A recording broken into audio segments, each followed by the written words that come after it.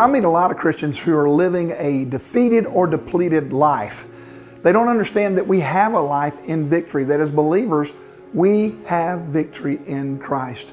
But so often we live in regret and despair, and we're just kind of just wandering through life. Now, today I want to talk to you about defining victory, and then we're going to talk about a couple of other things about victory in the next sessions or two. But today when we talk about defining victory, what is it to have victory in Jesus? Well, it's exactly that. Galatians 2:20, I have been crucified with Christ. It is no longer I who live, but Christ lives in me.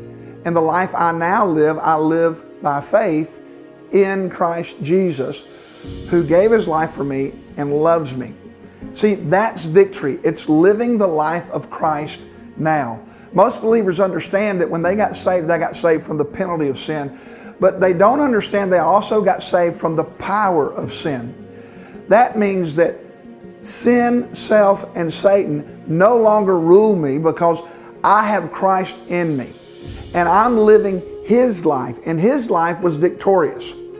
Now, let me tell you what victory isn't. Victory doesn't mean that you don't have to deal with temptation, but it does mean that you can overcome temptation. Victory doesn't mean that sin isn't possible, but it does mean that overcoming sin is possible. Victory doesn't mean that we don't face adversity, but it means that in the adversity, we have the peace, the strength, the wisdom of Jesus Christ in us in the midst of that storm. You see, victory is the freedom to live the life of Christ. Not the way I want, but the way Christ lives it in me. Victory is wonderful. It's that victory that rescues me from that life that is depleted and defeated and moves me to a life that is overcoming and victorious. You see, defining victory is about knowing Jesus and surrendering to the life of Jesus.